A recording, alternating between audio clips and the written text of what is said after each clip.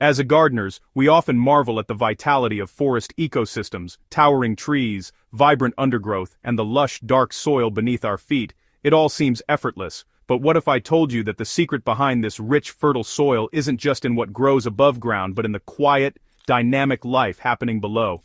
Welcome to what I like to call the forest floor blueprint, a way to replicate nature's ultimate soil recipe right in your own garden. Today I want to guide you step by step on how to harness this natural power using a technique that's both simple and scientifically grounded: fermented plant juice, or FPJ. Whether you're a seasoned grower or just starting your gardening journey, this approach can elevate your soil and plants like nothing else. The forest floor is a living system. Every fallen leaf, twig, and plant root contributes to a dynamic ecosystem teeming with microbes, fungi, and nutrients. This natural composting process releases nitrogen, phosphorus, potassium, and a suite of micronutrients in forms that plants can easily absorb. Unlike synthetic fertilizers, this nutrient release is gradual, balanced, and perfectly aligned with plant needs. When you replicate this in your garden, you're not just feeding plants. You're fostering a miniature ecosystem that supports robust growth, disease resistance, and vibrant yields. In practical terms, the forest floor blueprint involves observing how nature recycles nutrients and then translating that into a controlled process for your garden. At the heart of this approach is FPJ, a liquid fertilizer made from plants rich in nutrients, fermented to unlock their full potential. If you've ever made kombucha kefir or even traditional kimchi, you know the power of fermentation.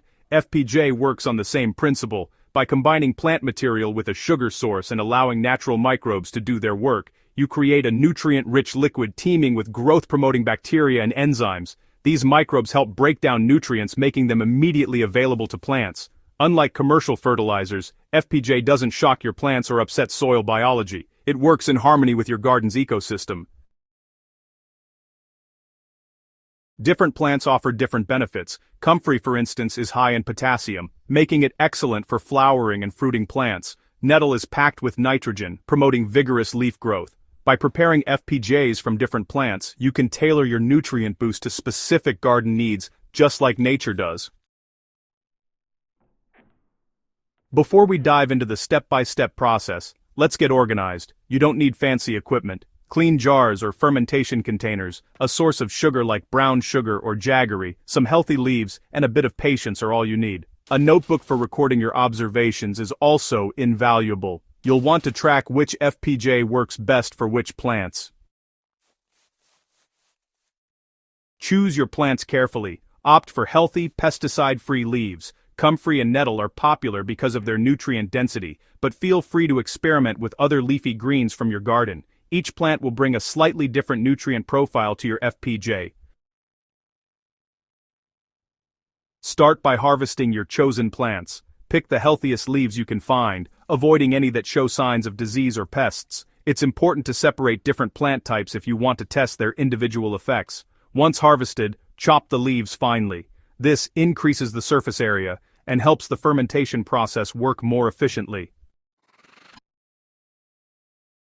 Next, you'll mix the leaves with sugar and water. The classic ratio is straightforward: 1 part plant material, 1 part sugar, and 10 parts water. For example, if you have 100 grams of chopped leaves, mix them with 100 grams of sugar and 1 liter of water. Stir well to dissolve the sugar completely. Cover your jar loosely to allow gases to escape and store it in a cool, dark place. Stir daily for 5 to 7 days. You'll know the FPJ is ready when it smells pleasantly sweet and slightly tangy, like a mild vinegar, not rotten or moldy. Once fermentation is complete, strain the liquid into a clean container. This is your concentrated FPJ, rich in nutrients and microbial life. You can store it in airtight bottles in the fridge for up to 2 weeks. I like to label each container with the plant type and fermentation date. It keeps my experiments organized and reproducible. Here's where the magic happens. FPJ can be used in 2 primary ways: foliar spray or soil drench. The application method depends on the type of plant and the effect you want to achieve. For leafy vegetables, a dilution ratio of 1 part FPJ to 500 parts water is ideal. That's roughly 2 milliliters of FPJ per liter of water. For flowering or fruiting plants, a stronger solution, 1 part FPJ to 300 parts water, provides the extra potassium and other nutrients that support blooms and fruit development. Use a spray bottle to mist leaves early in the morning or late afternoon, avoiding the harsh midday sun. For soil drenching, pour the diluted FPJ around the base of plants, ensuring the soil absorbs the liquid thoroughly. Apply FPJ every 7 to 10 days during the growing season. The first few applications might show subtle changes, leaves might darken, growth might speed up, or flowers might become more abundant. Keep a detailed log of your observations. Compare plants treated with different FPJs to see which combination works best in your garden. The beauty of FPJ lies in its versatility.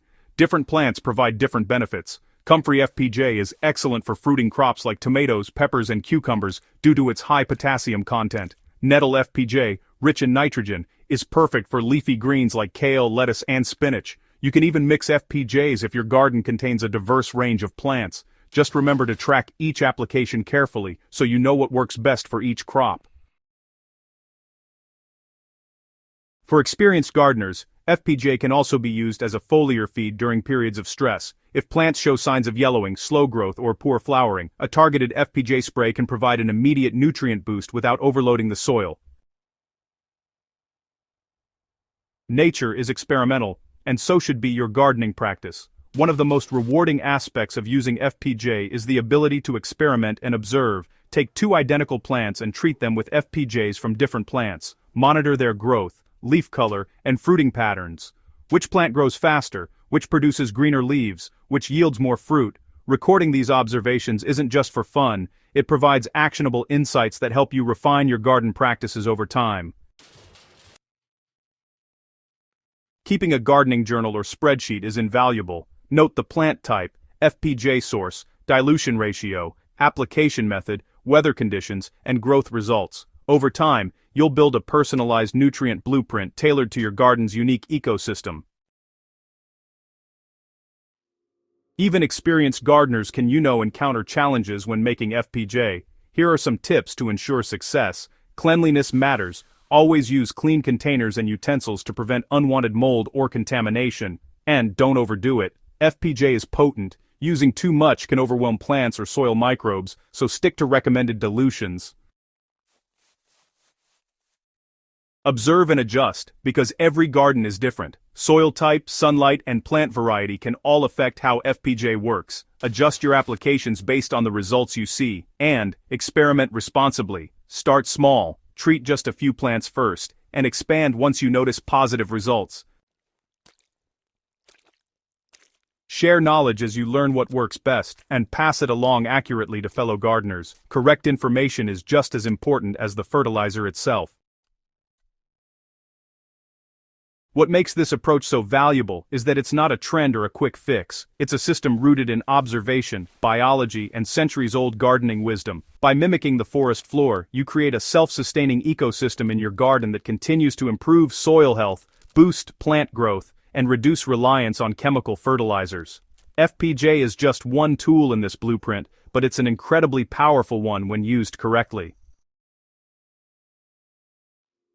Whether you're growing vegetables in a backyard plot, nurturing flowers in pots, or managing a small orchard, applying the forest floor blueprint principles ensures that your plants receive the nutrition they need, naturally and effectively. And as you refine your techniques, you'll also gain a deeper understanding of your garden's unique needs and rhythms. Gardening is a journey, and honestly, one of the most exciting parts is discovering ways to work with nature rather than against it. The Forest Floor Blueprint gives you a practical, hands-on method to replicate the magic of natural soils in your garden. By using FPJ thoughtfully, tracking your results, and tailoring applications to your plants, you can achieve stronger growth, richer leaves, and better yields, all while nurturing soil health for the long term. If you found this guide useful, I encourage you to experiment with FPJ in your own garden. Start small, Keep detailed notes, and just watch as your plants respond with vigor and vitality. Share your results with fellow gardeners, and remember that the best gardening practices are the ones that are observed, recorded, and shared responsibly. So fellow gardeners, if you're ready to take your soil and plant growth to the next level, subscribe to Soil Power for more in-depth guides, tips, and experiments straight from the garden, and don't forget to share this article and your FPJ successes with your gardening friends. The more we learn and share, the stronger our gardens will grow. Nature has a blueprint. Now it's time for us to replicate it and watch our gardens flourish like never before.